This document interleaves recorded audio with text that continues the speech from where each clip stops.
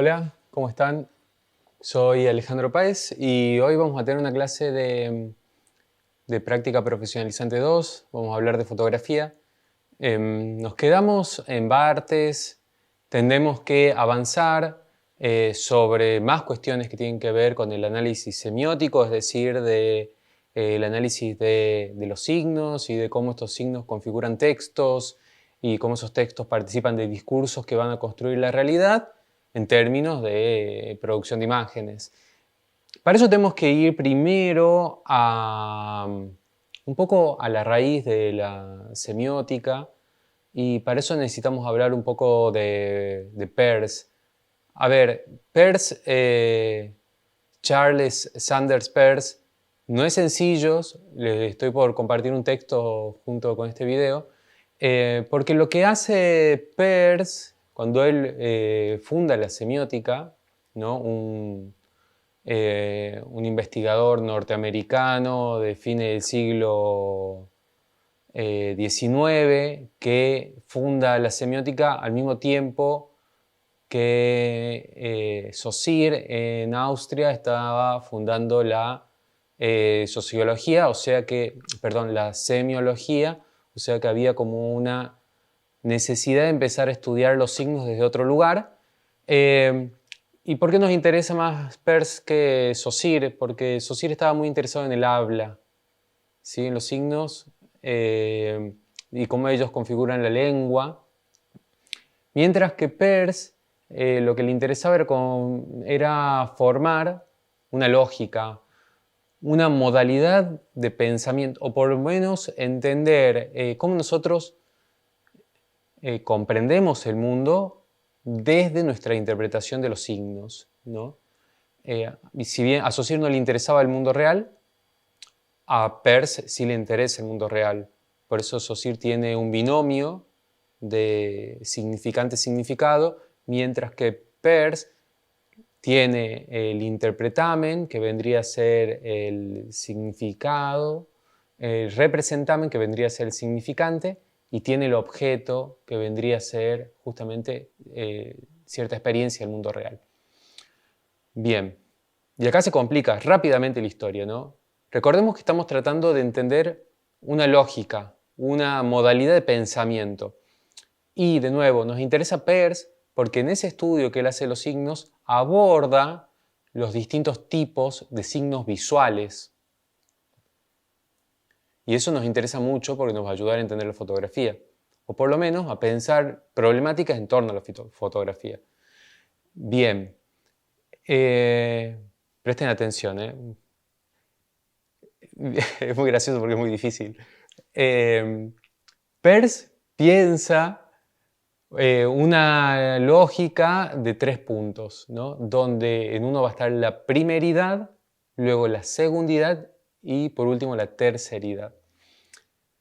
La primeridad sería aquello que existe independientemente de otra cosa, porque es lo primero. Quizás la dificultad de leer a Peirce es justamente cómo él no ha avanzado mucho en describir estas operaciones que nosotros hacemos para entender el mundo, ¿no? Él va a decir que hay una primeridad que existe por sí misma, luego una segundidad que existe por sí misma y por la primeridad, y una terceridad que tiene una segundidad y una primeridad. ¿A qué se refería esto? Bueno, para Peirce nosotros entendemos el mundo a través de los signos, entonces la primeridad iba a estar conformada por aquello que hace posible que los signos existan. Y él llamaría esto, o lo trataría de definir como una especie de cualidad del sentimiento. Por ejemplo, yo aquí tengo este libro, ¿no? Que pronto vamos a leer, Bourdieu, muy importante. Y la primeridad sería la cualidad del sentimiento que yo tengo al enfrentarme al libro. Si no es la existencia real, es el hecho de que pueda ser percibido como verde, por ejemplo, la coloridad ¿no? Verde, grises.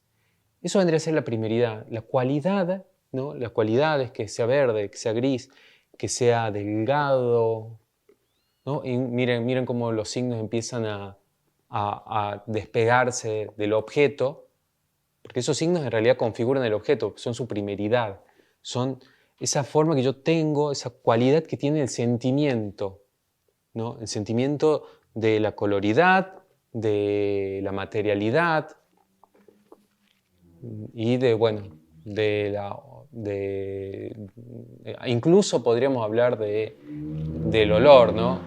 Yo digo que huele a viejo, por ejemplo.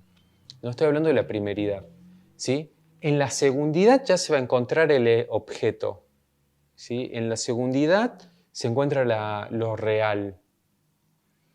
Es interesante que lo ponga en el segundo lugar, Peirce, porque recordemos que él no está tratando de fundar una lógica que se base en la experiencia sensible, ¿no? De cómo nosotros habitamos la Tierra y de nuestra existencia y el ser. No. Él lo que está tratando de hacer es fundar una lógica basada en la comprensión del mundo a través de los signos. Entonces, lo que hace que el signo exista es la posibilidad de transmitir una cualidad de algo, ¿no? Yo soy hombre, una cualidad mía, yo soy peludo, delgado, moreno. Son todas cualidades que tiene aquello que existe de la segundidad, pero que nos interesa a nosotros porque configura nuestra lógica es justamente la primeridad. La terceridad ya estaría en el orden de las leyes, de las interpretaciones, de los consensos. Bien, porque yo podría decir, de esa primeridad yo tendría que su coloridad, su materialidad.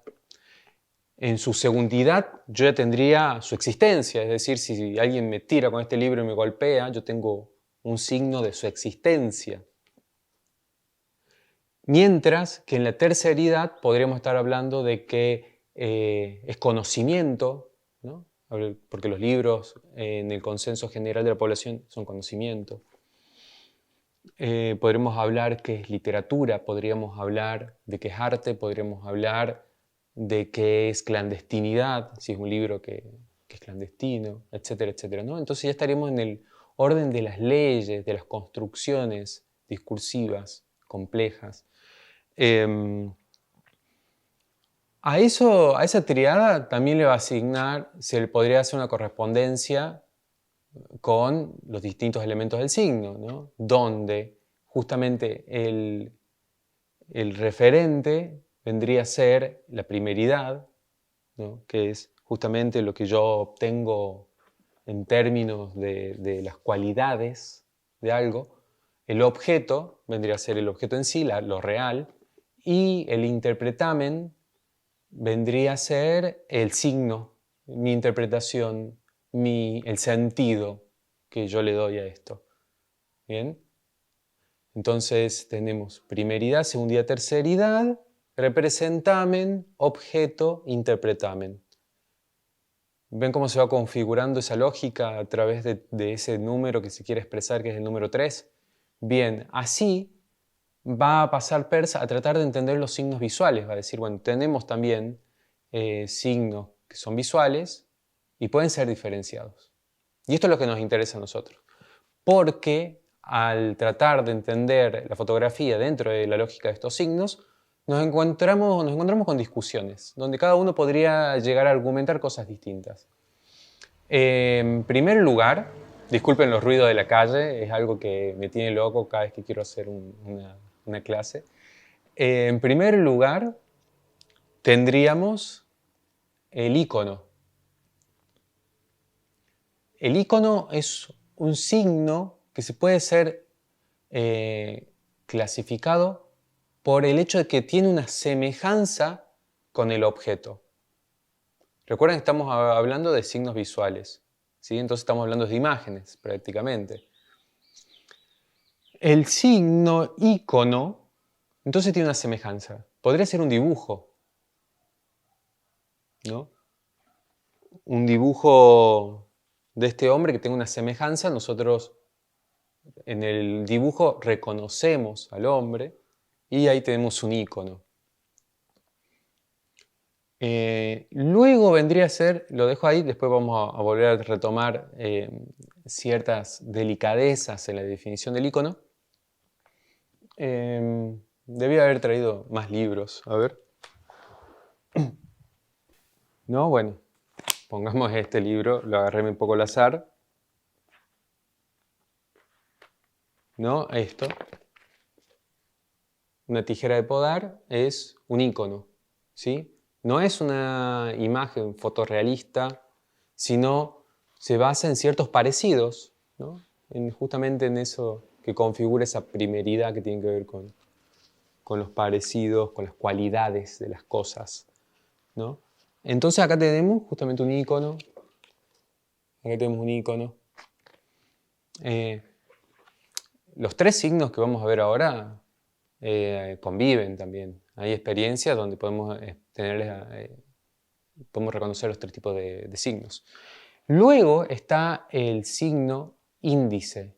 El índice es usualmente el que se asocia más a la fotografía.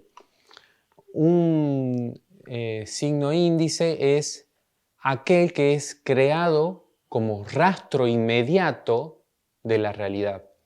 Pondré ejemplos muy sencillos. Las huellas en el lodo son un signo visual de que alguien pasó por ahí. El signo es testigo, es fehaciente, da fe de que alguien pasó por ahí. El humo es índice de que hay fuego, ¿sí? De alguna forma la realidad hiere una superficie que es marcada por el signo índice. Así describimos mucho la fotografía, ¿no?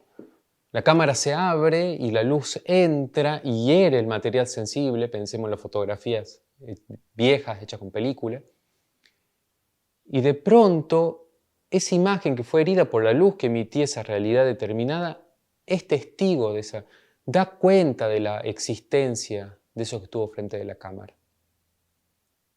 Hay una discusión, y la meto de forma breve, sobre si las imágenes que nosotros consumimos hoy son icono o índice. Porque a diferencia de el cine de hace no muchos años atrás, 20 años atrás, de las fotografías de hace 20 años atrás, donde siempre la captura era en un material sensible que era herido, hoy en día las cámaras se abren para que la luz entre a un sensor que transcodifica toda esa información en números. Entonces podría alguien decirme, bueno, eso es en realidad un icono, porque ya se parece, porque ya no está la marca de la realidad, ya no es un índice, ya no está la marca de la realidad. Ahora hay solo ceros y unos que forman un parecido con la realidad. Por último se encuentra el símbolo. ¿Sí? El tercer signo visual que reconoce Peirce es el símbolo.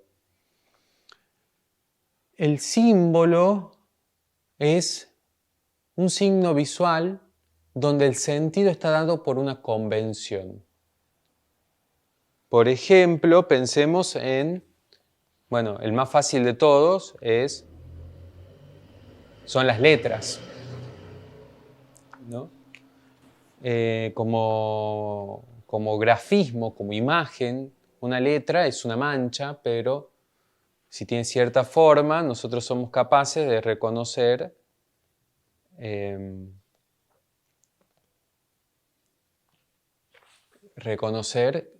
cierto sentido.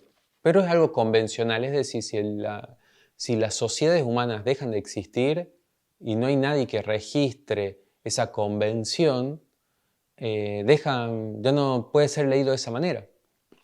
A diferencia de lo ícono que tiene un parecido, y a diferencia del índice, que es justamente la huella, el rastro, el símbolo solo es comprendido por determinados grupos sociales que de alguna forma se pusieron de acuerdo en que tal imagen iba a significar tal cosa, ¿no? Ejemplo fácil de eso, la cruz. Una cruz del cristianismo. Todos vemos una cruz y la asociamos con Jesús, con el cristianismo. Un corazón, ¿no? La imagen típica del corazón no tiene nada que ver con el corazón real, es una convención. Una paloma para significar la paz. Y después hay una gran cantidad de símbolos en nuestro mundo, por ejemplo, el símbolo de prohibido estacionar, el símbolo del dinero, ¿no?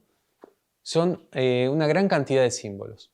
Entonces, quería que hablemos de esto, me parece sumamente importante antes de avanzar con Bourdieu, por ejemplo, y otros, haber conversado un poco sobre cómo se van a configurar semióticamente los discursos visuales. En una fotografía, actualmente, pensemos una fotografía